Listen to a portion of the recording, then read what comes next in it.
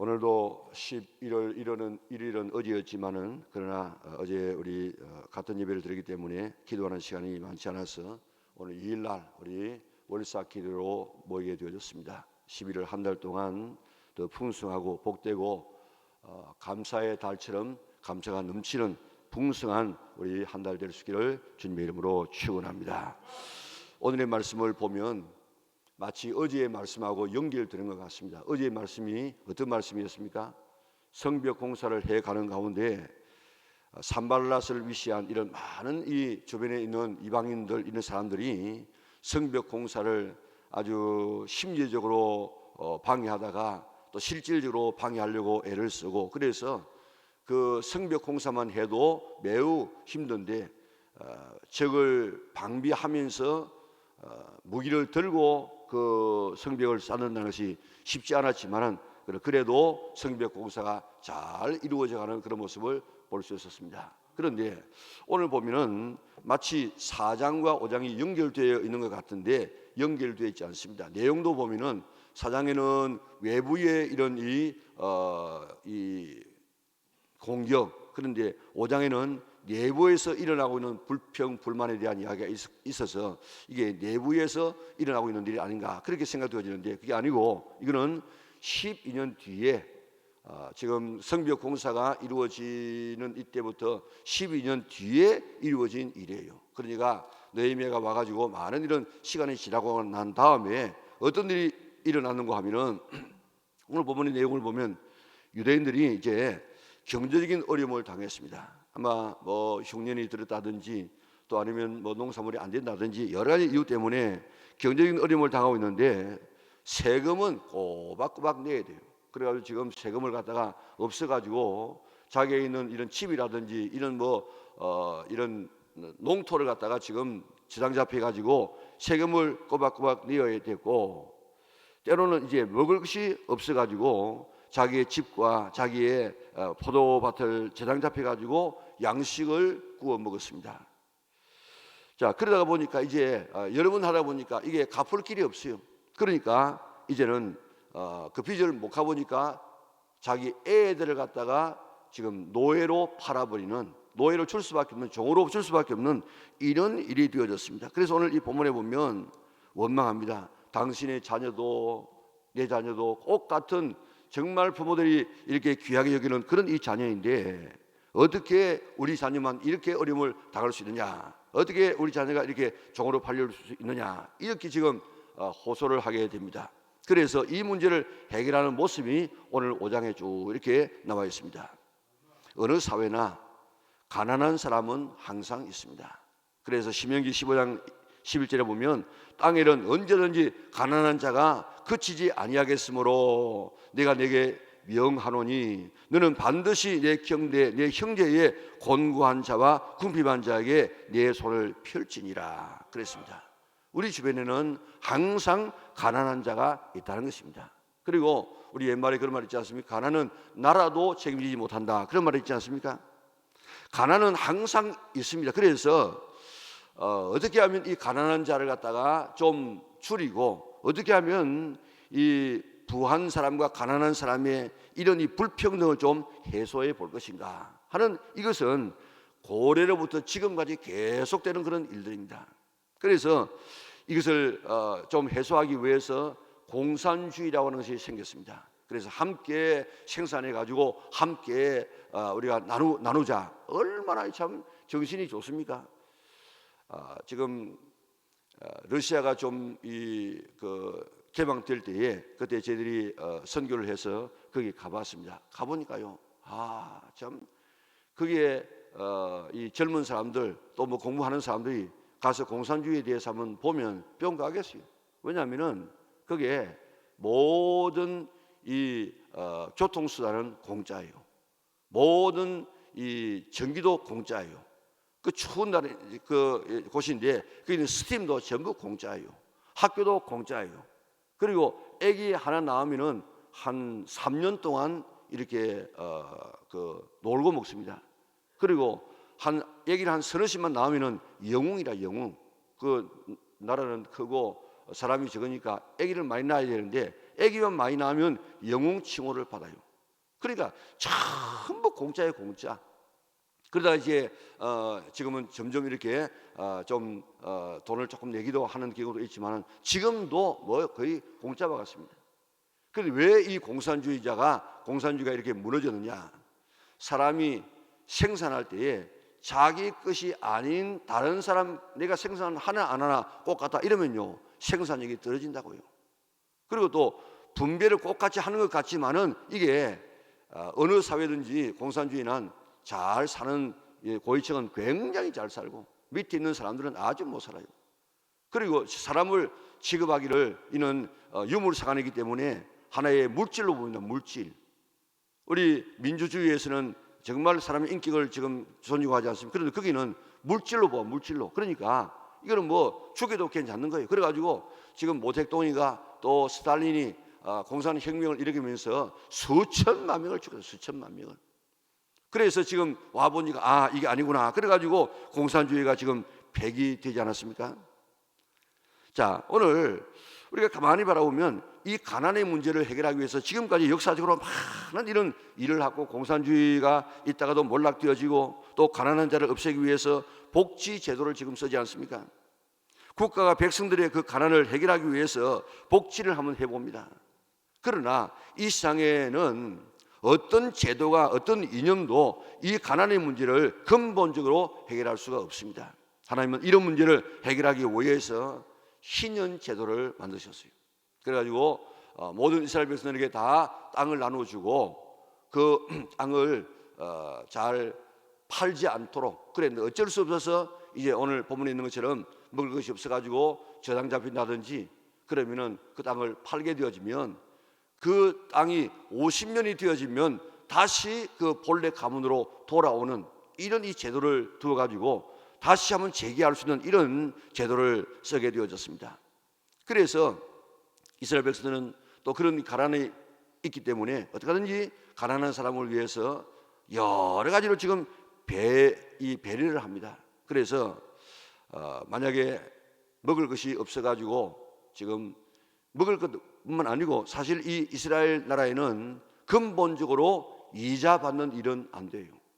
요즘에는 보면 우리가 뭐 이자 얼마든지 받을 수 있습니다. 그런데 지금도 우리가 생각할 때 먹을 것이 정말 없어가지고 빚을 내는 그런 경우는 이거는 우리 그리스도인들이 이자 받으면 안 돼요.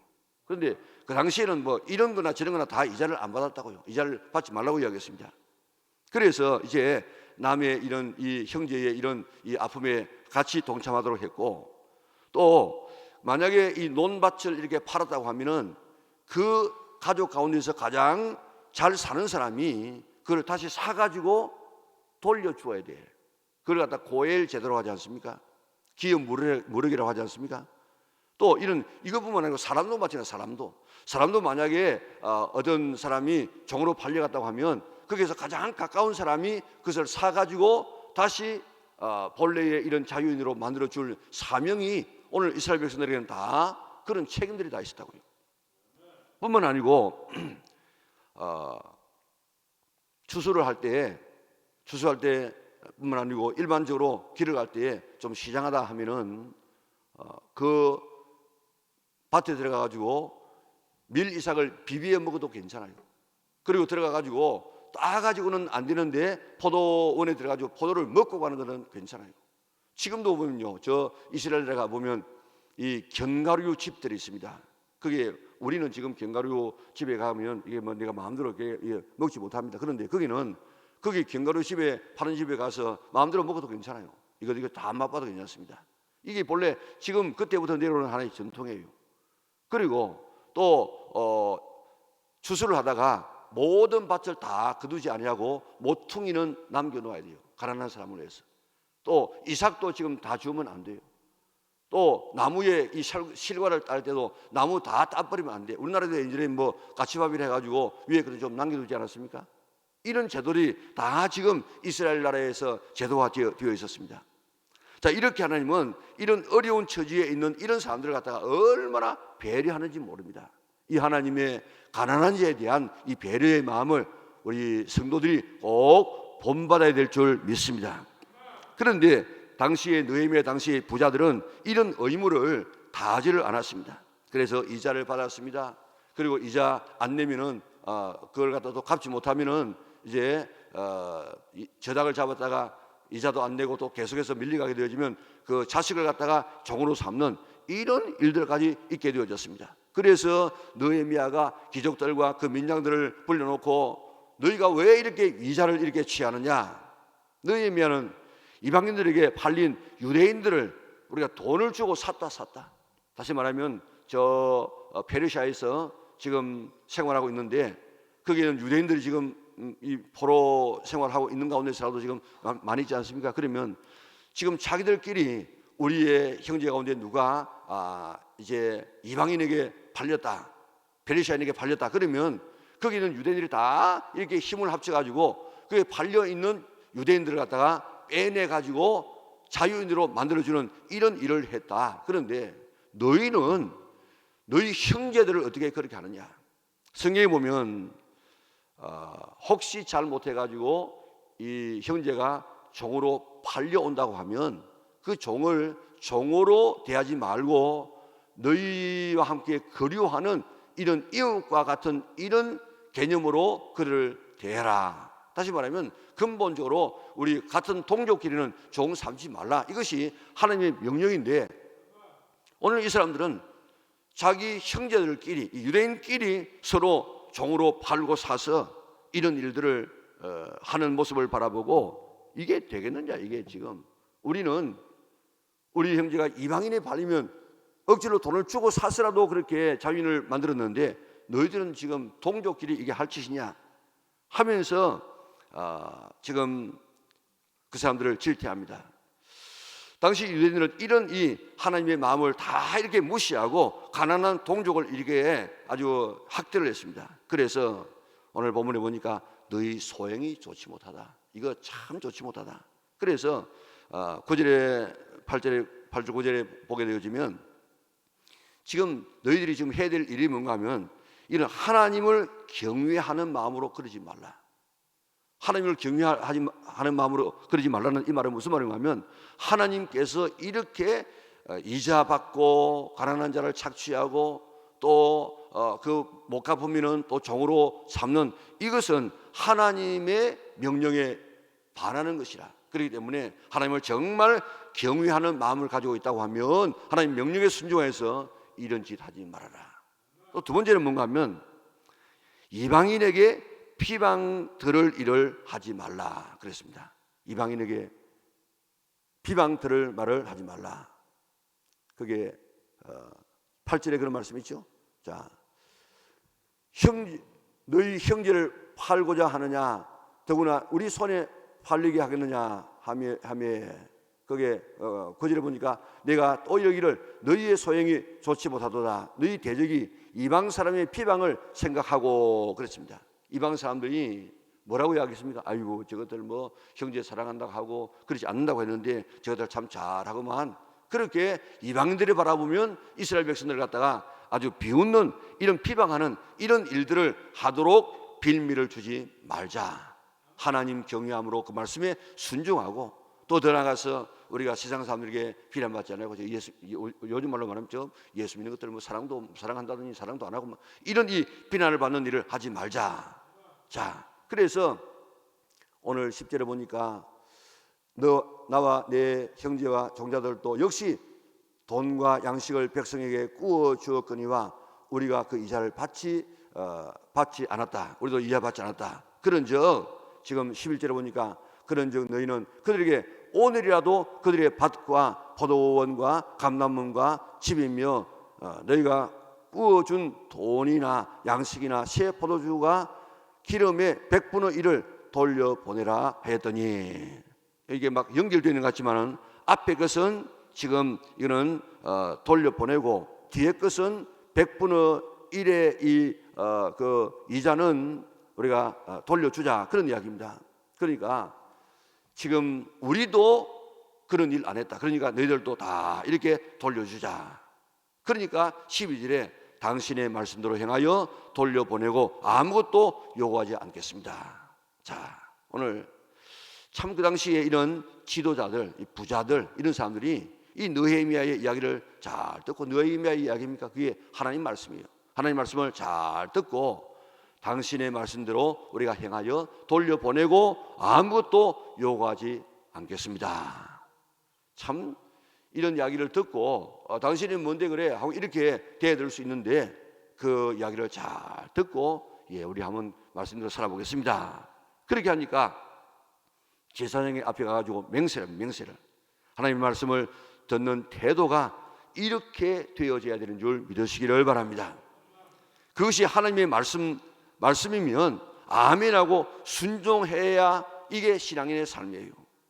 신앙은 뭐냐? 순종입니다. 순종. 믿음이 뭐냐? 믿음과 순종은 같은 것입니다. 그러니까 우리 신앙생활이 뭔가 하면 순종과 불순종의 싸움이에요. 그래서 참 신앙인은 하나님의 말씀에 불순종하려고 하고 있는 내 자신을 처복종시켜서 말씀에 순종하는, 이것이 오늘 성도들의 삶인 줄 믿으시기를 바랍니다. 하나님의 말씀에 순종하여서 약속된 복을 받아 누리는 우리 영락의 온 성도들 되시기를 바랍니다. 자, 13절 참 재미있는 이야기죠. 자, 이제 맹세를 했습니다. 13절 보니까 내가 옷자락을 털며, 옷자락이 어떤 옷자락인지 모르겠는데 이런 옷자락 같으면 이 옷자락을 확 이렇게 털면서 뭐라고 이야기합니까? 옷자락을 털며 이러기를, 이 말대로 행하지 아니하는 자는 모두 하나님이 또한 이와 같이 그 집과 산업에서 털어버릴시니.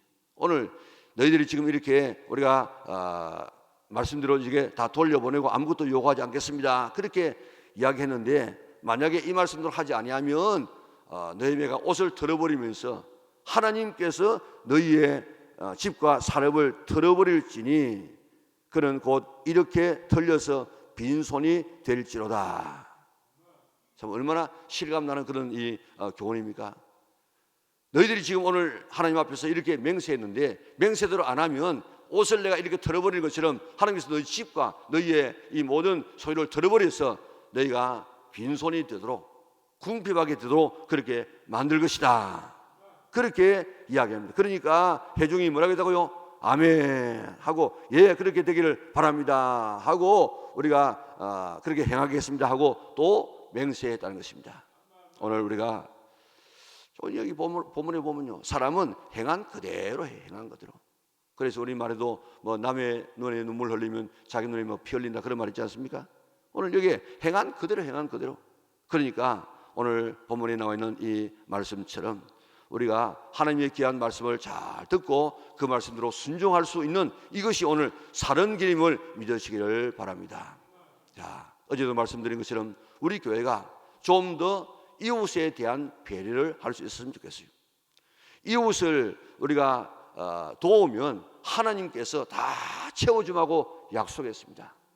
우리 이웃이 어려움을 당할 때, 우리 이웃이 환난을 당할 때 도와주라는 것이, 오늘 제가 아침에도 이 잠언을 갖다가 몇 구절만 한번 보았어요. 보니까 잠언 12장 24절 24절에 보면 헛되어 구제하여도 더욱 부하게 되는 일이 있는데 아껴도 가난하게 된다. 헛되어서 구제하면 더 부하도록 하나님께서 해주시겠다는 것입니다.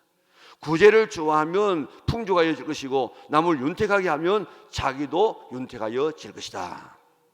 19장 17절에 보니까 가난한 자를 불쌍히 여기는 것, 그것은 여호와께 구워드리는 것이니 그의 선행을 그에게 갚아주시리라. 21장 13절에 보니까 가난한 자가 부르짖을 때에 귀를 막아가지고 안 들으면 네가 기도하고 부르짖을 때도 내가 너희도 안 듣겠다. 28장 27절에 보니까 가난한 자를 구제하는 자는 궁핍하지 아니하려니와 못 본 채 하는 자에게는 저주가 있을 것이다. 예수님도 말씀하지 않습니까? 주라. 그러면 어디 간다고요? 흔들어 넘치게 채워줌하고 약속해 주었습니다. 주는 자가 복이 있다고 이야기했습니다. 오늘 이 귀한 하나님 말씀을 깊이 깨닫고 정말 이 말씀은 우리가 바로 깨닫는다고 하면 우리의 삶이 지금 달라질 것인데, 그래서 유대인들은 아예 한 달에 그 하루분은 구제 헌금으로 띄워놓았다고요. 그게 지금 3년마다 한 번씩 그 구제 헌금을 모아가지고 그를 그 자기 마을에 두어가지고 구제하는 일을 쓰지 않았습니까? 그렇기 때문에 오늘도 우리가 어떻게 하든지 내가 남을 돕는 이런 일에 30일 가운데서 하루 분의 이 수입은 내가 남을 돕는 삶을 한번 살아보리라. 이게 성경이 우리에게 주는 기준입니다. 기준. 우리 좀 힘들고 어려워도 남 돕는 일에 우리가 힘써서 하나님께서 이런 자에게 주시려고 약속하신 그 축복을 받아 누릴 수 있는 우리 영락의 온 성도들 될 수 있기를 바랍니다. 우리가 우리 주변에 있는 사람을 다 어떻게 가난한 사람을 우리가 구제할 수는 없지만은, 그러나 내 주변에 한 사람이라도 우리가 구제하여서 하나님의 사랑을 실천하여 하나님 앞에 영광 돌리고 그들의 영혼도 구원하고 하나님 앞에 정말 하나님의 사랑을 보여줄 수 있는, 그럴 때 하나님께서 우리의 삶을 채워주어서 더 윤택하고 또 더 남을 나눠주어서 너로 말미암아 모든 사람이 복을 받으려 약속하신 그 축복을 받아 누릴 수 있는 우리 영락의 온 성도들 될 수 있기를 주님의 이름으로 축원합니다. 사랑 많으신 아버지 하나님 감사합니다. 오늘 우리를 사랑하여 주어서 11월 달 한 달을 주심을 감사합니다.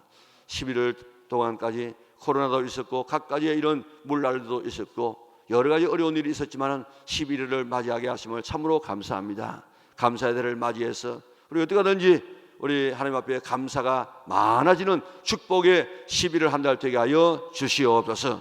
코로나에 걸리지 않도록 우리의 건강을 지켜보아 주시고 급한 일 일어나지 않도록 사고는 나지 않도록 우리를 불담으로 지켜보아 주시옵소서. 우리의 경제를 축복하여 주셔서 소리치며 나가는 물질이 있지 않도록 주께서 막아주시고 우리 가정의 평강을 허락하여 주시기를 원하옵나이다. 오늘도 어려운 시기에는 이웃에 대한 이런 불평, 이것 때문에 여러 가지 어려움이 있었지만 너희 매에 잘 이렇게 하는 이런 이 지도 때문에 그들이 새롭게 이웃 사랑으로 다시 돌아가게 되어지는 것처럼 오늘 우리 주변에 있는 어려운 처지에 있는 이웃이 없는가 돌아보게 하여 주시고 그들을 향해서 늘 이렇게 베풀고자 하는 마음을 가지고 격려하는 마음을 가지고 그들을 도와줄 수 있는 우리 영락의 온 성도들 되게 하여 주시옵소서. 그래서 약속하신 것처럼 하나님께서 채워주시고 하나님께서 부어주어서 늘 풍요한 삶을 남에게 나눠주는 삶을 살아가는 우리 영락의 온 식구들 되게 인도하여 주시옵소서. 하나님 오늘로 11월 한 달을 하나님께서 축복해 주어야 되겠습니다. 이런 마음으로 주 앞에 나와서 기도하는 하나님의 자녀들, 기도하는 모든 제목들이 다 주의 뜻을 따라 이루어지게 하여 주시고 오늘도 귀한 예물을 주님 앞에 정성을 다하여 드립니다. 그 기도의 제목과 원하는 소원을 주님께서 응답하여 주시옵소서. 11월 한 달 갈 동안 하나님의 영광이 드러나게 하시고 하나님의 뜻이 이루어지게 하시고 하나님의 놀라운 축복이 우리 개인 한 사람에게 우리 교회에 넘칠 수 있도록 축복하여 주시옵소서. 예수님의 거룩하신 이름으로 기도드리옵나이다. 아멘. 하늘에 계신 우리 아버지, 아버지의 이름을 거룩하게 하시며 아버지의 나라가 오게 하시며 아버지의 뜻이 하늘에서와 같이 땅에서도 이루어지게 하소서. 오늘 우리에게 일용할 양식을 주시고 우리가 우리에게 잘못한 사람을 용서하여 준 것 같이 우리 죄를 용서하여 주시고 우리를 시험에 빠지지 않게 하시고 악에서 구하소서. 나라와 권능과 영광이 영원히 아버지의 것입니다. 아멘.